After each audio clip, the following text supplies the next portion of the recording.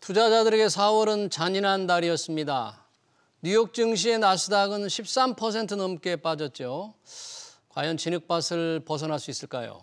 이번 주엔 미 연준이 기준금리를 한꺼번에 0.5%포인트 올리는 빅 스텝을 밟을 텐데 글로벌 증시가 어떻게 반응할지 주목됩니다. 한지영 키움증권 투자전략팀 연구원과 알아보겠습니다. 연구원님 어서 오세요. 반갑습니다. 네. 안녕하세요. 우리 증시는 지난 주말 미국 증시 보니까 아주 그냥 폭락을 기술주들이 하던데. 네, 맞습니다. 오늘 우리 증시 좀 선방을 하고 있습니까? 어떻습니까? 예, 나름 선방을 해서 끝났다라고 보시면 될 것 같고요. 예. 저도 이제 토요일 아침에 일어나서 시세를 확인하고 나니 드는 생각은 핵전쟁이 일어났나라는 생각이 들 정도로 나스닥이 정말 엄청나게 급락을 그러니까요. 했습니다. 예. 대신에 나스닥의 급락은 거의 아마존이랑 애플 그리고 테슬라 이 세 개 대형 빅테크주들의 주가 급락에서 기인을 했다라고 보시면 될 것 같아요. 전반적인 다른 지수들이나 다른 종목들은 나름 양호했는데 그 세 개의 종목들이 뭐 엄청나게 급락을 하다 보니까 이제 그게 나스닥 전반적인 지수에 반영이 되면서 좀 안 좋은 모습을 보였고요. 대신에 우리나라 같은 경우는 오늘 상대적으로 조금 견조한 흐름을 보였다라고 보이는 배경은 아무래도 작년부터 놓고 봤을 때 미국 증시에 비해서 상대적으로 주가가 별로 못 올랐던 좀 슬픈 현실도 있었을 뿐더러 또 미국과는 다르게 우리나라 기업들의 지금 1분기 실적 시즌은 생각보다 다들 잘 나오고 있습니다. 우리 기업들 1분기 실적이요? 네, 저희가 1분기 실적 시즌 들어가기 전에 느꼈던 이제 공통된 의견은 한국 1분기 실적 시즌 뭐 그렇게 기대할 필요는 없어. 안 좋을 거야. 이게 거의 지배적이었는데 아니나 다를까 정작 뚜껑을 열어보니까 다른 모습을 보였다는 거죠. 이게 우리나라 증시의 하단을 계속 지켜주는 흐름을 만들어냈다라고 보시면 될 것 같습니다. 그렇군요. 그러니까 미국의 기술주들처럼 우리 증시가 폭락하지 않은 이유 실적이 그래도 좋게 나오고 있다. 네, 맞습니다. 기술주들 이 하락세, 이 아마존 같은 경우에 뭐 거의 14% 가까이 떨어졌잖아요. 네, 맞습니다. 네. 좀 어떻게 올라갈까요? 아니면 이 하락의 흐름 좀 계속될까요? 어떻게 보세요? 일단은 저는 기술적인 반등은 이번 주 중에도 충분히 나올 것으로 생각을 하고 있어요. 대신에 이제 추세적인 반등은 조금 지켜봐야 되는 이슈인데 기술적인 반등이 가능하다라고 말씀을 드리는 좀 하나 근거 좀 이야기를 드리면은 그 미국에도 그 미국의 개인 투자자들을 대상으로 투자 심리 지표를 매 주마다 조사하는 게 있습니다. 투자 심리 지표요? 예, 그래서 불, 베어, 스프레드라고 해가지고 불은 이제 강세장으로 보는 사람들의 비중, 베어는 약세장으로 보는 사람들의 비중, 이 차이를 발표를 하는데 지금 이 데이터를 보시면은 4월 말자 기준으로 그 비관론이 우세한 비중이 2008년 금융위기 이후 최악이에요. 제일 많아요.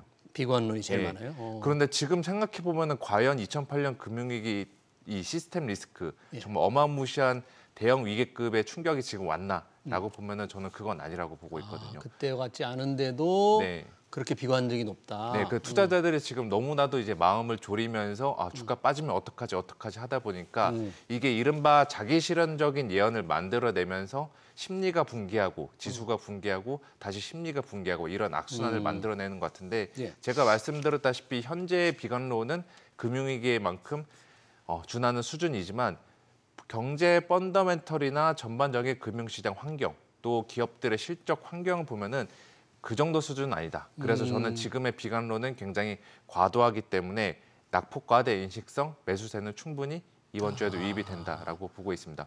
대신에 이제 뭐 애플도 그렇고 아마존도 그렇고 테슬라도 그렇고 주가가 이제 본격적인 반등을 위해서는 이번 달 같은 경우 5월 FMC 또 5월 인플레이션 지표 이러한 것들 확인하고 넘어가야 되기 때문에 현 시점에서 단기간에 그 분위기 반전은 조금은 어렵다라고 이야기를 드릴게요. 그러니까 개인 투자자들이 공포감을 나타내는 지수는 이 비관론적인 거 보면 그걸 보면 기술적인 반등이 있을 것 같은데 이 추세적인 회복이나 반등에는 좀 시간이 좀 필요할 것 같다. 네, 그래서 저는 드리고 싶은 말씀이 지금은 팔 구간이 아니라는 거죠. 일단은 들고 계시는 구간이 맞다라고 보는 거죠. 지금은 팔았을 때는 그 효용이 그렇게 크진 않다라고 말씀을 드릴게요. 그런 얘기를 사실 지난 4월에도 이렇게 네, 많은 그렇죠. 분석가들이 했는데 네. 계속 떨어졌어요. 그 이후에. 네, 그러니까 팔았더라면 또 그 현금을 가지고 살 기회가 있었지 않을까 하는 그런 아쉬움도 있는데 여튼 예. 팔 때는 아니다. 네. 네. 이 FOMC를 잠깐 말씀을 하셔서 네. 뭐 5월 3, 4일이죠 현지 시간으로. 네, 네, 맞습니다. 이제 우리 시간으로 아마 이제 목요일 아침이면 이게 나올 것 네, 같은데. 목요일 새벽에 결과가 발표될 예정입니다. 뭐 빅스텝 그냥 다 그렇게 예상을 합니까? 어떻게? 네, 지금 뭐 빅스텝을 오히려 안 하면 이상할 정도로 예. 지금 시장에서는 채권 시장을 중심으로 거의 50bp, 0.5%포인트 금리 인상은 기정사실화 됐다라고 보시면 될 것 같아요. 그렇게 그럼 0.5%포인트 올린다는 전제로 네. 시장은 이제 어떤 변수에 따라서 어떻게 반응할까요? 이제 회의가 열리고 나면. 예, 이번에 저는 제가 개인적으로 관전해야 될 포인트는 네. 50bp 인상 여부가 아니라 이제 발표를 한 다음에 네. 파월 의장의 기자회견에서 네. 과연 인플레이션에 대한 연준의 판단이 어떻게 변했는지 또 최근에 이제 보시면은 4월 달부터 주가들은 급락은 하고 네. 경제 지표들은 뭐 그렇게 안 좋아지는 것 같고 예. 인플레이션은 피컷 할지 안 할지 이것도 되게 불투명한 상황이거든요. 네. 그래서 시장이 최근에 힘들었던 것도 이러한 매크로적인 요인에서 기인했던 건데 과연 연준이 여기서 좀 톤을 조절해 나갈지 안 나갈지 이게 이번 FOMC 때 관전 포인트라 볼 수 있습니다. 관련해서 1분기 미국 경제 성장률이 마이너스 1.4%였잖아요. 네, 맞습니다. 네. 요 변수 말씀하신 파월 의장의 어떤 금리 정책 결정에 관련된 어떤 요인으로 작용할까요? 저는 개인적으로 그렇게 작용하지 않을 것 같아요. 작용하지 않을 거다. 왜냐하면 마이너스 성장을 기록하긴 했는데 예. 그 성장의 기여도를 계산을 해 보면은 예. 인플레이션에 대한 그 수익 급증, 그로 인한 무역 수지 적자 이 영향이 굉장히 컸어요. 예, 순수입의 그 영향이 맞습니다. 컸다. 예, 그리고 기업들의 재고들도 감소가 됐다. 예. 이 두 개의 요인이 컸는데 기업 재고가 감소한 거는 공급난이 아직 원활히 풀리지 않았다라는 거고 지금 공급난은 계속 풀려가고 있으니까 네. 기업들의 재고는 다시 증가할 것 같습니다. 또 미국 경제의 70%를 차지하고 있는 미국의 민간 소비 이거는 오히려 지난번보다 더 증가를 했습니다. 민간 소비가요? 네. 그래서 뭐 내용만으로 보면은 결코 나쁘지가 않아요. 그래서 연준 입장에서도 1분기 성장률이 마이너스를 기록했다고 해서 야 이제 경제가 좀 잡혔구나 물가가 잡혔나 우리가 좀 그 속도를 조절해야 되나 이런 생각은 안 할 것 같아요. 그러면 바로 최근에 발표한 개인 소비 지출 네네. 가격 지수 이런 것들을 어떻게 평가하느냐에 달려 있나요, 그럼? 그렇죠. 전반적인 인플레이션을 어떻게 평가할 것인지 이게 지금 5월 FOMC에서 가장 저희가 주목해야 될 포인트라고 보고 있습니다. 지금 5월이 지나고 0.5%포인트를 올리고 네. 그 다음 FOMC에서 뭐 자이언트 스텝이다 해서 네. 0.75%포인트를 올릴 거라는 전망도 있다면서요. 그런 전망들은 지금 유효합니까? 어떻습니까? 예, 유의하고 저도 5월 FOMC보다는 예. 잘 지적해 주셨는데 6월 FOMC에서 과연 75bp 인상을 할 건지 안 할 건지 이게 관건이다라고 보고 있어요. 예. 그래서 제가 서두에 이제 5월 FOMC뿐만이 아니라 5월 11일에 예정된 미국의 인플레이션 지표, 5월 4월 11일. 소비자 물가 이게 5월 달에 가장 큰 이벤트가 될 거라는 것도 거기서 이제 인플레이션이 고점을 찍고 내려오는구나 예. 이렇게 시장에서 기대감이 형성이 되면은 자연스레 6월 FOMC에 대한 부담감도 줄어들게 됩니다. 네. 대신에 여기서 꺾이지 않았다는 신호가 나오면은 저희는 이제 6월 FOMC를 둘러싼 불확실성을 족쇄처럼 계속 달고 다녀야 되는 수밖에 없다라고 보고 있어요. 물가 지표를 더 주목을 해야 되겠네요. 네, 맞습니다. 최근에 뉴스에 보니까 투자 기재 워렌 버핏의 네.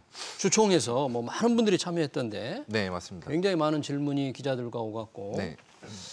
그때 제가 이렇게 뉴스를 보니까 주목되는 게 지난 1분기에 워렌 네네. 버핏이 주식을 순매수한 규모가 네네. 대폭 늘었던데 네, 맞습니다. 주가가 좀 떨어지는 상황이었잖아요. 네네.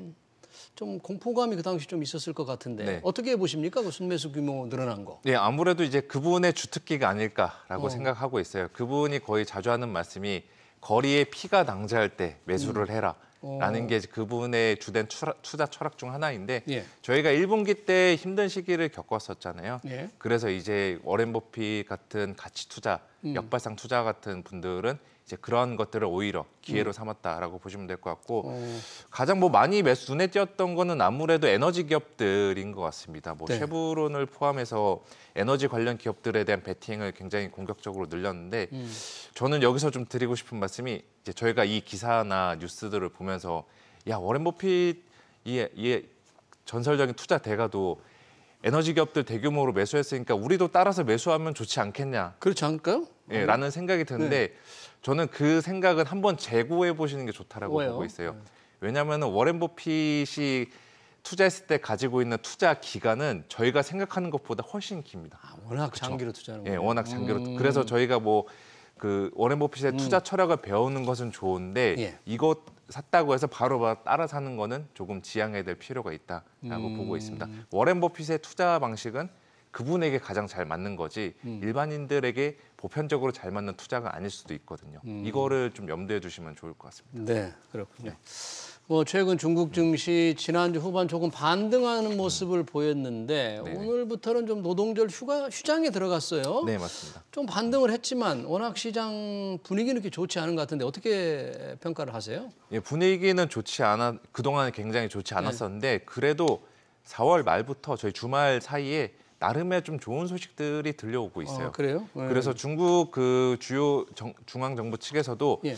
최근에 작년부터 거의 IT 기업들에 대한 플랫폼 업체들에 대한 규제를 굉장히 강화했었는데 지금 중국도 상황이다 보니까 여기에 대한 좀 규제 완화 가능성들이 거론이 되고 있습니다. 또 지금 5월 1일부터 중국 상해 지역의 봉쇄 조치가 지금 단계적으로 해소가 되고 있다라는 점을 봤을 때 저희가 일각에서 우려했던 봉쇄 조치 장기화 그에 따른 중국의 소비 둔화 더 나아가 중국발 물류 대란 악화 이러한 것들이 최악의 시나리오까지는 안 갈 것으로 저는 생각을 하고 있습니다. 최악의 뭐 상황, 네. 그 바닥을 좀 지나가고 있다고 보는 거예요? 예, 저는 개인적으로 지금 그렇게 보고 있습니다. 그래서 우리나라 증시도 그렇고 미국 증시도 그렇고 중국 증시도 대부분 다 바닥은 확인한 것 같거든요.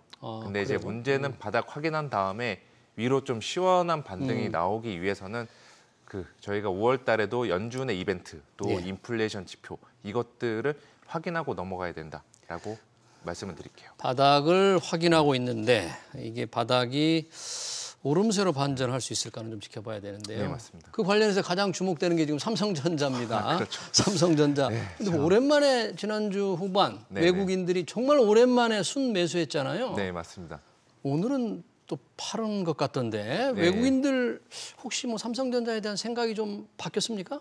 아직까지는 크게 안 바뀐 것 같은데 그 대신에 다들 밸류에이션 상으로는 이제 쌀 만큼 싸다, 조정받을 만큼 조정받았다. 주가 수준으로는 싸다고 생각하는 거예요? 네, 그렇죠. 그리고 저희가 이제 수급이 비었다라고 표현을 하는데 외국인들이랑 기관 같은 경우는 삼성전자를 거의 연초 이후로 계속 팔았었어요. 그러니까요. 예, 그래서 지분율도 역사적으로 낮아졌고 이거는 달리 말해서 저희 팔 만큼 팔았다라고 볼 수가 있죠. 특히나 4월 말 같은 경우는 대부분 펀드나 기관 연기금들에서도 월말 리밸런싱 하는 구간이었기 때문에 그렇게 좀 어느 정도 수급을 다시 비었던 수급을 채워놨던 매수세가 나왔다라고 볼 수가 있고 또 본격적인 좀 반등 저희가 뭐 7만 전자를 넘어서 8만 전자를 가기까지는 뭐 5월 달에 당장의 탄력적인 뭐 급등세를 기대하기는 어렵지만 역시나 저는 바닥을 잡아가고 있다라고 말씀을 드릴게요. 그냥 근거 2개 정도만 간단히 말씀을 드리면은 하반기 때는 IT 쪽, 디램 쪽 서버용 수요들이 굉장히 좋아지는 극성수기에 돌입을 하게 됩니다. 하반기 디램 수요가 늘고요. 네, 그렇게 되면 가격도 반등세가 나타날 것으로 전망을 하고 있고 또 거시경제단에서도 지금 원달러 환율이 굉장히 높은 레벨에 있긴 있는데 여기서 더 올라가진 않고 박스권만 보여줘도 이제 환변동성이 제한이 되는 흐름이 나옵니다.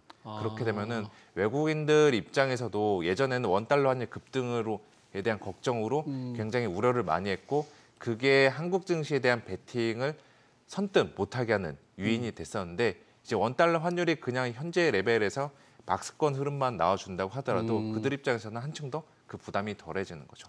그러니까 지금의 환율이 굉장히 원달러 환율이 높은데 이게 외국인들을 돌아오지 못하게 하는 요인은 아니다. 이제 그렇죠. 원달러는 이제 굉장히 정점에 있는 수준 같다. 그런 네, 거예요? 맞습니다. 제가 뭐 환율이 언제 고점을 예, 찍고서 내려가는지 그 타이밍은 예측할 수 없는데 예. 방향성은 박스권 흐름이 유력하다라고 생각하고 있습니다. 근데 왜 국내 증권회사들은 삼성전자의 그 목표 주가를 계속 네. 낮추고 있죠? 왜? 예, 그거는 뭐 크게 두 가지 요인이 있을 것 같아요. 첫 번째로는 예. 목표 주가랑 실제 주가랑 괴리율이 많이 벌어지다 보니까 이제 자연스럽게 조정할 수밖에 없는, 불가피하게 조정할 수밖에 없는 이 측면도 있고 예. 또 다른 하나는 예. 그 일부 증권사들이나 일부 회사에서는 하반기 들어서 연말로 갈수록 이 전반적인 산업 수요들이 둔화될 수 있지 않나. 왜냐? 경제도 안 좋고 인플레이션도 지금 계속 네. 높고 우크라이나 사태도 언제 끝날지 모른다는 이러한 불확실성들 때문에 미리 조금 대비를 하고 있는 차원이 있다라고 네. 보고 있습니다. 그러니까요. 그러니까 목표 주가를 낮추니까 이게 지금 바닥이 아닌가, 좀 더 하방 압력이 더 큰 게 아닌가 이렇게 걱정하는 분들이 있는데 네. 우리 연구원님은 그렇게는 걱정 정도는 안 하시는 네, 거예요? 밸류에이션 상으로도 삼성전자는 지금 거의 음. 충분히 조정을 받았다라고 네. 생각하고 있고 앞서 말씀드렸다시피 외국인들의 수급 여건이 조금이라도 개선이 된다면은 예. 주가는 더 반등이 나와줄 수 있다라고 생각하고 있는 거죠. 네. 오늘부터 실외 마스크 착용 의무가 해제됐습니다. 이제 일상 회복이 시작됐고 경제 재개가 됐는데 이 관련된 주식들의 동향, 리오프닝주라고 하죠. 그런 네. 주식들의 동향은 어떻습니까? 지금? 최근에는 생각과는 다르게 그렇게 좋지는 않아요. 아, 이게 그래요? 왜 그러냐면은 그 주식 시장의 격언이 있잖아요. 예. 소문에 사서 뉴스에 팔아라. 예, 이것처럼 리오프닝, 단계적인 일상 회복, 그 본격적인 위드 코로나 이렇게 들어가다 보니까 이제 주식 시장에서는 재료 소멸의 인식으로 다들 좀 차익 실현에 나선 것 같고요. 예. 그 리오프닝 업종들 대부분 다 성장성 되게 좋습니다. 연말까지 놓고 봐도 실적들은 잘 나오는 업종들, 기업들이 많은데 대신에 그러한 기업들은 2분기 이후에 실적들을 저희가 체크해 봐야 되는 만큼 예. 지금 단기적으로는 그 업종에 대한 비중을 그렇게 크게 싣는 것은 지양할 필요가 있다라고 이야기를 드릴게요. 실적을 좀 확인해 봐야 된다는 네, 얘기죠. 맞습니다. 네. 저희가 미국 주식하면서 제가 잠깐 놓친 게 있는데 이 테슬라, 워낙 우리 서학개미들이 많이 투자하고 네. 있는데 뭐 지난주에 트위터 산다고 해서 왕창 팔았지 않습니까? 네, 네. 트위터 주식 테슬라 주식 더 팔까요? 일론 머스크 회장? 더 안 팔 것 같아요. 왜냐하면 본인도 스스로가 4월 말에 나와서 더 이상 팔 일은 없다라고 이야기를 했는데 물론 이제 말과 행동을 따로 저희가 지켜를 봐야겠죠. 그런데 전체적으로 지금 테슬라의 자금 조달 그 현황들을 보면은 더 이상 팔 것 같지는 않고 오히려 이제 사업단에서 비용 절감이나 이런 그 비용 통제를 통해서 좀 현금을 마련해 나가지 않을까라고 보고 있습니다. 네, 알겠습니다. 최근 증시 동향, 이번 주 전망 잘 들었습니다. 지금까지 한지영 키움증권 투자전략팀 연구원이었습니다. 고맙습니다. 네.